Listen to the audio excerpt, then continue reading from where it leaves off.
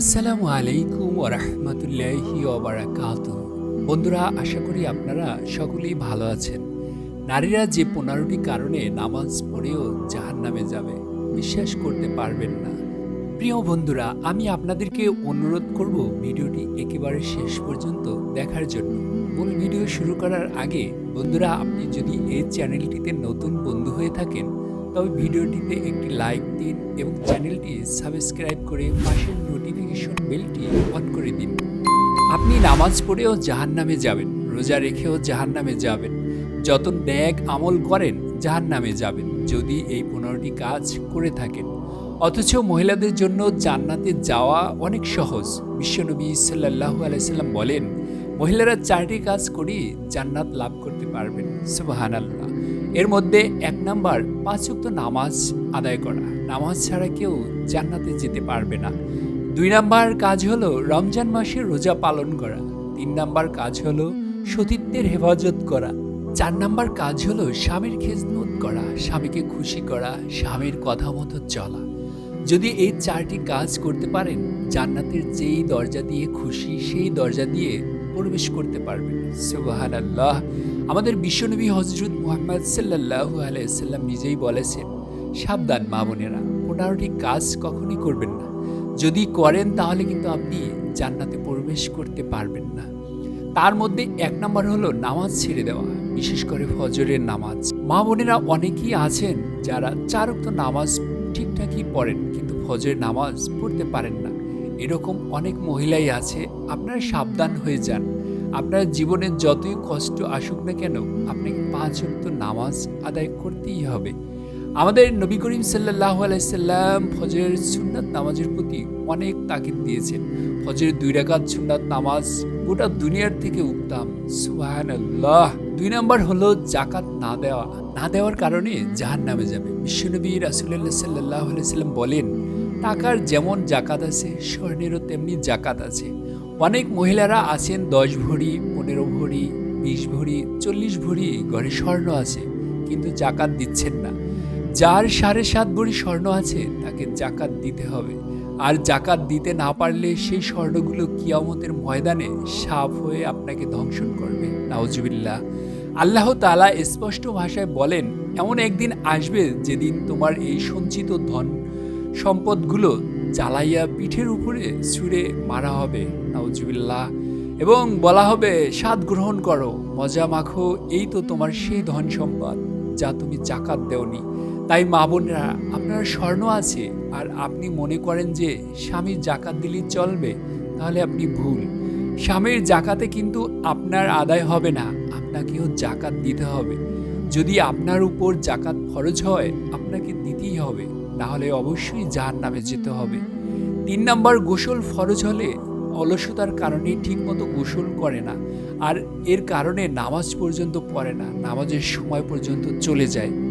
এরকম অনেক মহিলা রয়েছে যে রাত্রিবেলা স্বামীর সাথে মিলন করে কিন্তু ফজরের সে জাগলো না, দেরি করে ঘুম থেকে উঠে, এতে কিন্তু তার ফজরের নামাজ কাজা হয়ে যায়। আর এই অবস্থায় যদি মৃত্যুবরণ করে তবে জাহান্নাম হবে তার ঠিকানা। এই জন্য গোসল ফরজ হলে সাথে সাথে গোসল করে নেবেন। ৪ নাম্বার, অনেক মেয়ে আছে যারা নেল পালিশ ব্যবহার করে থাকেন। সাবধান, নেল পালিশ লাগাবেন না। যে সমস্ত মা বোনেরা আঙুলের মধ্যে নেল পালিশ ব্যবহার করে থাকেন তাদের অজু হয় না, এদের গোসল হয় না, এদের নামাজও হয় না। এই সমস্ত মেয়েদের মরতে দেরি কিন্তু জাহান্নামে যেতে দেরি নাই।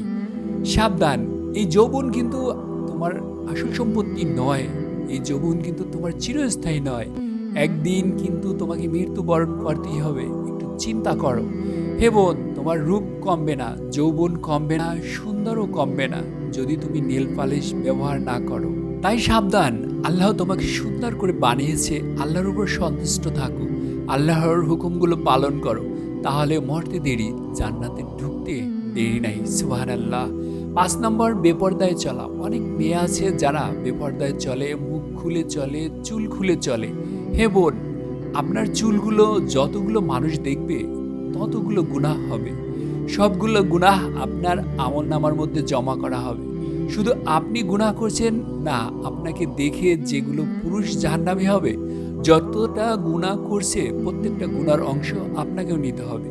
যদি কোনো মানুষ নেক আমল করে, তার আমল দেখে যদি কেউ আমল করে, সে নিজে যেমন সওয়াব পাবে, ওই অন্য লোকটাও আমল করলে ওখান থেকেও একটা অংশ সে পাবে।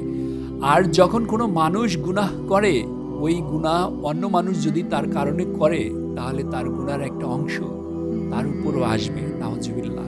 তাই বেপরোয়া হয়ে চলবে না। আল্লাহর জাহান্নামকে ভয় করুন। আপনার এই চুলগুলো কিন্তু আপনাকে সাপ হয়ে দংশন করবে, অথচ দুনিয়ার সাপকে এত ভয় পান, এক একটা জাহান্নামে কমপক্ষে ৭০ থেকে ৯৯টা সাপ হবে। নাউজুবিল্লাহ। এত ভয়ঙ্কর। বিশ্বনবী বলেন, ওই সাপের এক ফোঁটা লালা যদি দুনিয়াতে পড়তো, তাহলে পৃথিবীটা বিষে তামা হয়ে যেত, কোনো কিছু জন্ম নিত না। ওই সাপের কামড় কি আপনার সহ্য করতে পারবেন? তখন তো আপনাকে কেউ বাঁচাবে না, ভালোবাসবে না। আপনি এত সাজগোজ করছেন, ওই দিন তো তাকে পাওয়া যাবে না। নবীজি সাল্লাল্লাহু আলাইহি সাল্লাম বলেন, শেষ জামানায় এমন কিছু নারী হবে যারা উটের পিঠের মতো খোপা বাঁধবে, হেলে দুলে চলবে, পুরুষদেরকে আকৃষ্ট করবে এবং নিজেরাও পুরুষদের প্রতি আকৃষ্ট হবে। নাউজুবিল্লাহ। তারা কাপড় পরবে, মনে হবে যে তারা উলঙ্গ হয়ে আছে। এই জন্যই বলছি, হে মা বোনেরা, সাবধান, এরকমের কোনো কাপড় পরিধান করবেন না যাতে আপনার দেহের কোনো অঙ্গ দেখা যায়। নবীজি সাল্লাল্লাহু আলাইহি সাল্লাম বলেন, সেই সব মহিলারা জান্নাতে যাওয়া তো দূরের কথা, জান্নাতের সুঘ্রাণও পাবে না, অথচ জান্নাতের সুঘ্রাণ ৫০০ বছর রাস্তার দূর থেকেও পাওয়া যাবে। অতঃপর এই মহিলাগুলো জান্নাতের সুঘ্রাণ পাবে না। এরপরে বিশ্বনবী সাল্লাল্লাহু আলাইহি সাল্লাম বলেন, এরা হলো কৃপণতা যারা করেন। মহিলাদের মধ্যে অনেকেই আছেন অনেক কৃপণ, আল্লাহ তাদের অনেক সম্পত্তি দিয়েছেন, কিন্তু তারা দান সদকা করেন না। অথচ বিশ্বনবী সাল্লাল্লাহু আলাইহি সাল্লাম বলেন, দানকারীরা আল্লাহর নিকটতম, জান্নাতের নিকটতম, মানুষের নিকটবর্তী, ঠিক জাহান্নাম থেকে দূরে। সুবহানাল্লাহ।